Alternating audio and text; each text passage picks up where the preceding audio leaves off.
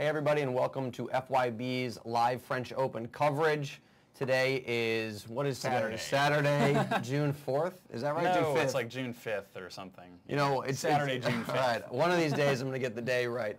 Well, today was the women's final, and Francesca Schiavone is the champion. So congratulations to her. Indeed. First, edging out Sam Stosur in straights. First Grand Slam title for her. One of the first titles, actually, she's ever won. Yeah. So that's obviously a huge win for her, and it was nice to see, you know, obviously anybody that wins a slam is going to be super excited, but she looked elated. Before we get going with the that match, and then, of course, previewing the men's final, I want to thank Championship Tennis Tours. Their link is directly below the video player. They are sponsoring this webcast, and if you were going to get your tickets, please do it through them. If you're going to go to the U.S. Open and you get tickets through them, you can come hang out with us because they're throwing some cocktail parties that we are going to be at. So that will be a lot of fun. A little bit later on, we're going to be giving away some free stuff. Haven't figured out exactly what I want to give away yet, but Adam has come up with a... Got some good questions. I have 2 questions, actually. Oh, you got 2? Or maybe 1 question and a bonus question or something. Okay. That won't be, you know, a prize, but... and then are we going to do a poll as well? Yeah, we'll probably do a poll. I'll think of one. No, we can just do, you know, what do we think the... Well, we did yesterday. We polled people on who they thought was going to win it, and people thought that Nadal was going to win over Soderling about 60-40. Okay, so we already got that one out of the way. Yeah. All right, maybe we can do, is the match going to be rain delayed? Because the weather, we'll get to that a little bit later on, where the weather forecast is not very good for tomorrow. So we'll touch on that in a second, but let's first talk about Stosur Schiavone, because surprising match, I thought. The tactics, particularly Schiavone, to win, I was not expecting. And before we clip to the computer, I want to just scold everybody out there for telling me to get on the Stosur bandwagon. I did, and this is what happens. This is how, there you go. This is how you guys repay me. She was looking strong. I mean, she had upset Serena, and she had upset, who am I thinking? Enna. Enna, right. So she was looking going into Jankovic, yeah, and killed Jankovic, and then just lost to Schiavone. Yep, and just making me look bad, guys. So right, let's jump over to the match, or excuse me, the computer. And we've got the, obviously Stosur, Schiavone here, and here's the score line, 4-6. Wasn't incredibly close in the breaker. Both players played well. Obviously Schiavone played well, but Stosur played well as well, and she said as much in her press conference.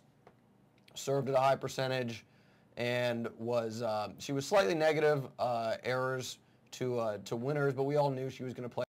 This is not, you know, that bad. But the thing that's surprising is Schiavone, 26 winners and only 19 unforced errors, and she had 1 more winner than Stosur. And if you'd asked me before the match who's going to have more winners, I would definitely say Stosur is. Right. Yeah, she's going to big serves, which are set up short returns, and then she's going to end the point real quickly. I guess Exzoom in the chat says, just do the opposite of what I say when picking well, considering winners. the quality of Stosur's serve and the power of her serve on the women's side, it's surprising she only had 3 aces, and I think that, you know, said a lot. Her first serve average speed, let's see what that comes out to, 196 kilometers an hour. Probably around 100 miles an hour. No, what? No. That's not right. Wrong. Yeah, let's try this again. 190, really, calculator skills are not quite all It's there. 167 was her average first serve speed. You're calculating the fastest one she hit. Oh, okay, yeah, all right. Because the fastest she hit was 121 miles an hour. That's pretty solid, yeah. Yeah. She's probably a little north of 100 miles an hour. But yeah, I mean, this, you know, Schiavone, she not only did she 104 miles an hour average. She hit a lot of winners. She came to net. Looking at the stat line here, 15 times. She won 14 of the points where she approached. And who would have thought a clay courter would, you know, not her game, would then suddenly flip the switch and almost play grass court tennis to a degree and come to net. Very, very surprising. Stosur, she said she expected a more aggressive play from Schiavone, because they played in the past. If we actually, I don't have it pulled up. Let me open it. Give me a second to open up the WTA's website, because they've got a head-to-head thing, and you can see that when we pull this up that Stosur has won the last couple meetings, and Stosur had said, she was playing more defensive. She wasn't really attacking me, so I was in control of a lot of those points. And this thing is not working very well. Oh, I think you had already typed it in. You just had Yeah, to it didn't. compare. It didn't. Yeah. There we go. Well, let's clip over to that.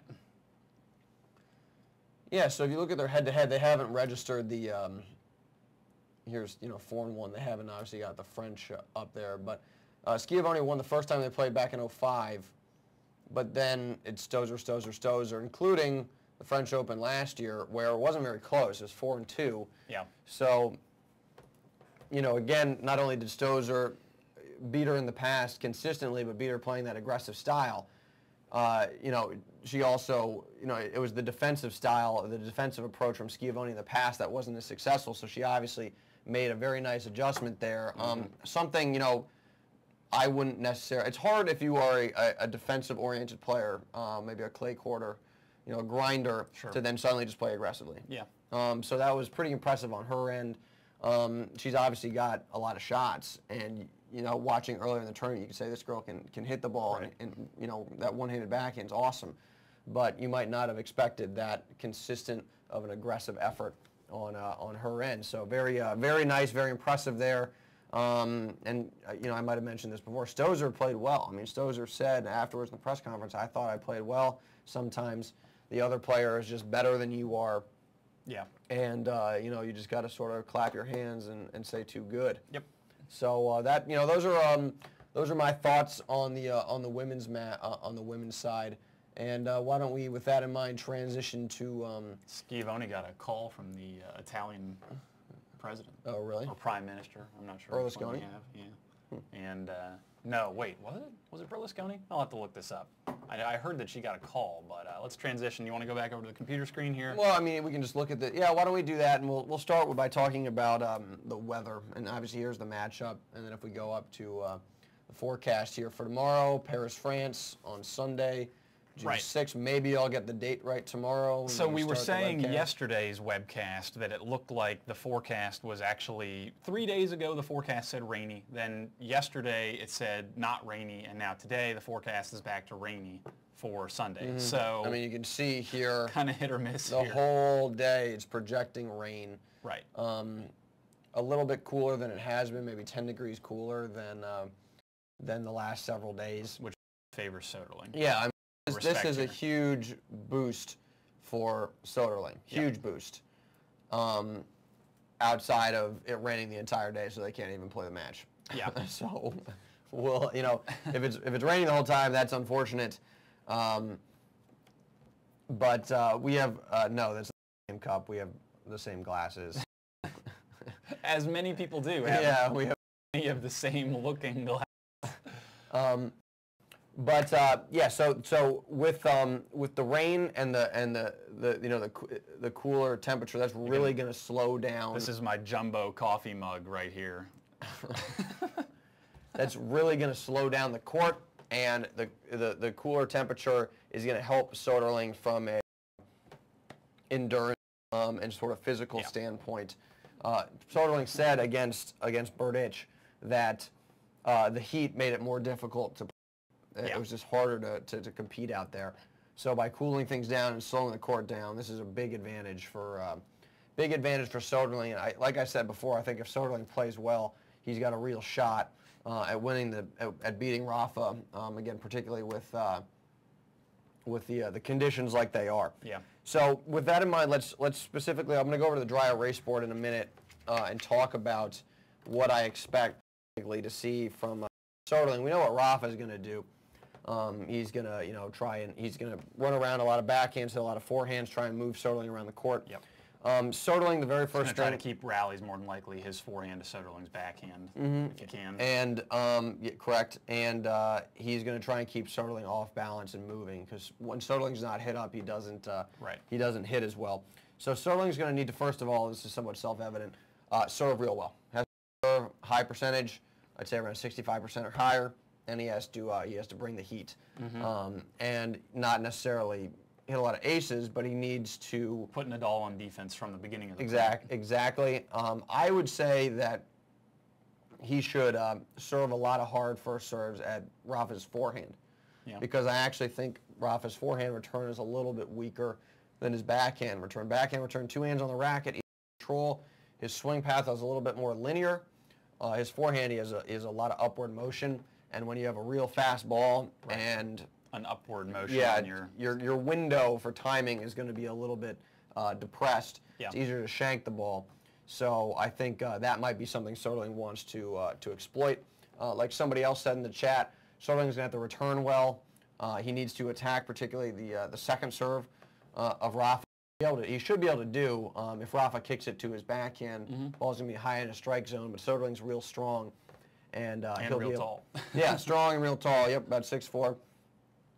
So that will be a ball Soderling should be able to handle and attack. Was doing that against Fed. Somebody asked in the chat, will Rafa go for more? Will he hit a standard spin or flatten it out more? I expect Rafa to be more aggressive this match. I think he's not. I think he has to be. Yeah, I don't think he's going to try and grind it out. Particularly, I mean, it sort of depends. If he comes out and he's grinding, really trying to grind Soderling down, and Soderling's not playing well, he's going to stick with that game plan. But if Soderling blasts a couple balls over several games, Rafa's going to make an adjustment there and start going for more. So, that will certainly be, I don't necessarily think it's going to be an either or from what Rafa's going to hit. Yeah. But I think he will be playing aggressively both from how hard he's hitting, placement, and his court positioning. I think he's going to really try and transition forward when he gets the opportunity. I think you can expect Soderling to punish any ball that sits up even remotely high. I think he's probably going to try to pull the trigger. Regardless of whether he's set up or not. He'll probably just try to flatten it out and end the point. Yeah, I think let's go over to the dry erase board. Adam, you mentioned that Soderling was going to, let's take Stozer off here. You said Rafa was going to go his forehand to Soderling's backhand. Let's put Rafa up here. And I think, or down here, put Soderling there. I think what you'll see, this is going to be a forehand for Rafa, lefty over here. So if you have a cross-court exchange like this, Rafa, of course, loves to use the heavy topspin to hook his opponent off the court. And keep in mind that heavy topspin, if it lands short but it's angled well, that's just fine because the short angle is going to pull the Soderling, in this case, further off the court than maybe a deeper ball. So the short angle here works real well. Rafa obviously hits this incredibly well. Now, if I'm Soderling, what I might want to do, if you're in a situation like this and you're over on the, near the sideline, typically you'd say, well, I really want to go cross court somewhere in this area. But against Rafa, I don't know if that's necessarily the best play because now Rafa has an angle to pull you even further off the court. This is something he obviously does extremely well. This is one of the centerpieces of his strategy. For a guy like Soderling, as big and strong as he is, he might want to keep his backhands a little bit more in, say, this area of the court, more in the middle. Because if Rafa's here, and keep in mind, when Soderling hits this ball, he needs to go big. This is going to have to be an aggressive shot. He can't just roll it back. So he has to have what is called a big shot at a big target. But if he puts the ball here, this angle becomes more difficult. Now Rafa might not be able to generate that good of an angle. He might only be able to do something along these lines. Obviously, if Soderling hits a weak shot, then the court is wide open. So that's the disadvantage of going down the middle of the court. But if he hits big at Rafa's forehand, I think this could be an effective strategy to help him control his court positioning. Rafa's forehand sometimes struggles when the ball gets blasted at him. Del Potro at the U.S. Open last year really was effective hitting hard at Rafa's forehand. So if Soderling can go big, hit here, and then pressure Rafa's technique, he's going to have opportunities, Soderling, to control the ball in the middle of the court here with his forehand, which of course is exactly what he wants. So in a nutshell, to summarize this strategy, if Soderling keeps the ball more in the middle of the court, and again he has to hit hard to make this effective, it's going to make forehands for him way more likely than if he gets the ball real angled because then Rafa will send a well-angled ball back at him and be able to pull him off the court. So this is what I think Soderling is going to try to do when you get those backhand-to-backhand routes established, or excuse me, the forehand, Rafa's forehand to Soderling's backhand. Keep it in the middle, try and work the ball over to the forehand, and then, of course, he will be in the driver's seat if he can get a good look at a forehand. Now, with those slow conditions tomorrow, Soderling is going to have that time, which he says is so important to him against Berdych with the warmer conditions, drier court, ball move faster through the court. Soderling said in the press conference afterwards, I was struggling. I didn't know. Berdych hit real hard. Conditions were quicker. I didn't have the time I like to have to set up and take big cuts at the ball, so that was one of the reasons I struggled. Well, again, with the rain and the slower court, Soderling's going to be able to stand in. He's going to have more time, and presumably he's going to be able to get bigger cuts, get better looks at the ball, particularly against a guy like Rafa who doesn't hit as hard as Berdych does. Of course, like I said, he'll be looking to be aggressive too. He likes to hang out pretty far behind the baseline, but you can expect him to transition in like he's been doing all tournament, particularly against Soderling tomorrow, to take a control of points when he has an opportunity. He's going to want to be in the driver's seat, keep Soderling moving. One thing that I think is effective against Soderling is, if you got a cross-court rally going to Soderling's backhand and Rafa elects to go to the open court, Soderling's adept at hitting some running forehands. He's hit that shot relatively well over the course of the tournament. But something I thought's been effective against him, Berdych did this sometimes, and Federer did this against Soderling, is when Soderling recovers back to the middle of the court, hit behind him, wrong foot him when you might anticipate, Soderling might be anticipating the ball to the open court, so he's cheating that way. Hit behind him, because a guy at 6'5", as big as Soderling is, stopping and then starting back in the direction you just came from is a difficult play, and that's a situation, from my view, watching Soderling, he's not in the best balance. He's not really set up and loaded up to take a big cut. So that worked in previous matches against Soderling. I think that's something Rafa will be able to do, and I think it will be a nice strategy for him to implement, because keeping Soderling off balance is the key to preventing him from setting up and taking those huge cuts at his ground strokes. So I think tactically, this is shaping up to be really interesting. I think there's a lot here, and like I said yesterday, absent of Federer, Rafa, Soderling Rafa is almost good. Yeah, I think so. There's obviously a lot of intrigue. Probably the ratings draw won't be quite as big. No, it won't. Federer is Federer, but right. I think I think we've seen that from some of our own stats on YouTube, just in terms of like what videos we put up on YouTube that get the most views. Yeah, anything Federer is way more than Nadal, probably 60% more than Nadal. People just love Federer. Yeah, that being said, the one we did at Fed's Grip has 500,000 views. Right. So it's just crazy how much play that guy gets. Yep. Who's more fit, Soderling or Rafa? That's really hard to quantify. I think if you're playing in the top 10, you're pretty fit. Some guys are more fit than others. Sure. I think it's I think they have different physical skill sets that they have sort of designed their fitness regimen around. Sure. Both are obviously incredibly strong. I think Soderling's a little bit bigger in his upper body. Obviously, Rafa's got the big biceps. Right. But he's actually gotten a little bit thinner, I think, Rafa, in the last couple years. I think Rafa is he's certainly a better mover, and I think he could probably stay out there longer than Soderling if you're talking about. So he has more stamina than Yeah, I think he has more stamina. But that's not to say that Soderling isn't going to be able to compete over the course of a 5-set match. Someone says, who wins in an arm wrestling match? Soderling. Left arm or right arm? Rafa's kind of like Popeye. I would pick him in an arm wrestling contest. Well, obviously his left arm is huge. Federer's right arm is much bigger than his left arm. Yeah. His left arm looks like a twig compared to his right arm. So with that in mind, why don't we do this poll question? Let me figure, or not poll question, this giveaway. Right. Why don't we, in honor of big forehands, why don't we give away a Fernando Gonzalez autograph? Interesting.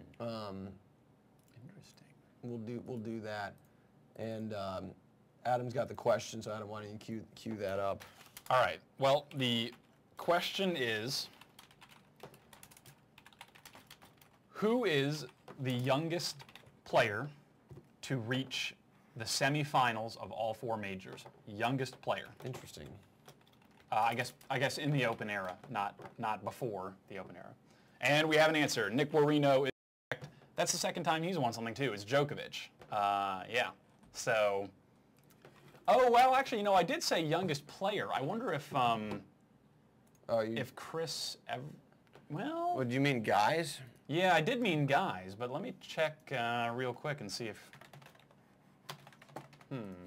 Who was it? It was Nick. It was Nick. Yeah, Nick Guarino. Because I think that Chris Evert might have been 16 or something when she. Well, I think Monica was like 13. Yeah, Monica Seles. Uh-oh, I've been caught in a trap here. Nick Guarino gave the answer I was looking for, which was Djokovic. But if it turns out that if it was Everett, then, you know, Tennis MC might have it here. Let's see. Well, you can work on that. Yeah, I'll work on that while you wrap this up. We've got about 5 minutes left here in the webcast. Yeah, do you guys have any questions about the match tomorrow that you want me to answer? Just any questions about tactics or what I think is going to happen? Will we have these webcasts after the French Open? We're going to have them for Wimbledon. We're going to do the same thing for Wimbledon during not during. We do one of these every single day, a Q&A, but that's FYB Premium, just an hour. It's like exactly like this. Will Rafa use more angle or power? Again, I don't know if I would say it's going to be an either or. I think it really depends on what's being effective. If Rafa's able to pull Soderling off the court, he's going to do that, just because Soderling is not the fastest guy, and if he exploit his court positioning, get Soderling moving, that's going to be an effective strategy for him. He's going to go for more power when Soderling has better court positioning, and he wants to take down Soderling's time and not let him set up and maybe lower the ball a little bit, not get it high in Soderling's strike zone, not let him step into the ball. So it's going to be a balance there. Do I think Soderling will wait for Nadal to stand up first during the match? I don't know. I can't speculate on that. They have gotten into it in the past a little bit, so yeah, that's a good question. I think a little much has been made of those guys, Rafa sitting. I mean, it's sort of not a big deal, I think, to a degree. Am I still going to go with Rafa? I'm not changing my prediction. I'm going to say Rafa's going to win. I think he's got too much. Soderling's, like I said, Soderling's going to have to play an incredibly match to win. Rafa has demonstrated that he can beat guys that are going to execute the strategy. Almagro used a similar strategy against Rafa. Rafa won. Soderling is a step above in terms of his ability to execute. But I think Rafa is gonna, he's won 4 before. He knows mentally and from a mental standpoint how to handle the pressure. I think that's gonna be. Soderling sometimes has had lapses against Berdych. He had a set lapse. That happens against Rafa. Yep. He's gonna be in really bad shape. Rafa's not gonna lose focus. Do I think Soderling can win? Yes, I do, but I don't think it's gonna happen. So people are saying the money is on Soderling now that you've predicted Nadal. The money, okay, all right. Well, we'll see tomorrow. We'll see. Can I predict Lakers? Is there a Lakers-Celtics game tonight, or is it tomorrow? I don't know. I do think the Lakers are going to win. Yeah, I think Kobe's unstoppable. Yeah, they killed Boston the last time, though. I mean, you got to deal. It's not just It's not just Kobe. The Celtics have a better team this year. They have better defense, that's for sure. Than who? Than they did in 2008. They're a better team, I think. But I think Garnett's lost a step. That's what Paul Gasol said. Who actually, Gasol, another Spaniard, has been talking with Rafa. Yeah. They've been communicating over the course of the finals. Gasol is easily now the best big man though in the game. I mean, but you're talking about him to Garnett. I mean, I don't know. Well, I mean, they D up against each other. Sure. I mean, I think you got him, you got Lamar Odom, Yeah. you got Bynum. I mean, the Lakers are just huge. Yeah. They have down everyone who low, comes off the bench. and then there's on the Kobe, who Lakers. is right. just a beast. Yeah, I think the Lakers are pretty much unstoppable. So, go figure. Are you gonna do a poll, or are we just gonna? No poll today. I don't no think. poll. Yeah, You're bagging it. We'll do a poll. We'll have a couple polls probably tomorrow if the match is going. Yeah, on. we'll do that. I mean, sure, there's going to be. We'll have some rain delay plenty entertainment to talk about. So, not too worried. Well, I think that wraps it up for today. Yep. Obviously, okay. So tomorrow, right. we are going to be. Let's briefly preface tomorrow. I think we're going to be starting 30 minutes, 15 minutes before the tournament or the match actually starts. Probably half an hour before. I would assume that the cameras will be rolling and you guys will be seated probably 45 minutes before the event starts, because we want to give people a chance to join the webcast, get it synced up to the TV broadcast, et cetera, and you guys will probably be talking a little bit before the TV coverage starts about your thoughts, and we'll give a matchup maybe and some side-by-sides and stuff like that. Yeah, I mean, Ian and I are gonna talk about what we think is going to happen. I talked to Ian today. He's going with Soderling. I'm sticking with Rafa, of course. Yeah. I think what you guys will certainly be in the meat and potatoes of the pregame by 15 minutes before the match. Yeah, I mean, exactly. 15 minutes in or before the match, we'll be talking about what we think is going to be happening with everything. Not ditching Adam. Adam will be around. Adam will be jumping in. And then we'll be broadcasting the whole length of the finals. And if there are significant rain delays tomorrow, I assume we will have a graphic that we'll just put up there that says we're rain delayed right now. Yeah, it'll be like we haven't started yet, where we have that graphic up that says we'll get started. There's no sound right now. Right. So we'll probably do that if there's an hour-long rain delay or something. Yeah. And other than that, then we'll probably wrap it up after. Yeah, and then after the match, obviously. Right. So just remember that once again, we can't broadcast the action itself, but you'll be doing commentary with Ian. We'll be talking about the game. Imagine that you are sitting on the couch and Ian watching the match, and you'll get to hear their commentary. Yeah, I mean we'll obviously be talking along as, for those of you who saw the Aussie Open final, you know what we're talking about. But we'll be commentating on what's actually happening. Like Soderling shouldn't have changed direction there. That was a low percentage shot. Right. I mean, again, it might be on a couple seconds, but we'll be offering our thoughts, using the chat to interact, and it'll be a good time. So if y'all are... a couple thousand people were with us for the Australian Open, and hopefully, since the timing is a little better this year for this tournament, we will... 3:30 in the morning was brutal. Right. So it should be quite fun. Yeah. I'm looking forward to it. It'll be great. Hopefully no rain delays, even though that will help Soderling, and I'd like to see Soderling win a major. So. Well, it'll be interesting. We'll find out tomorrow. So with that, thanks for tuning in, everybody.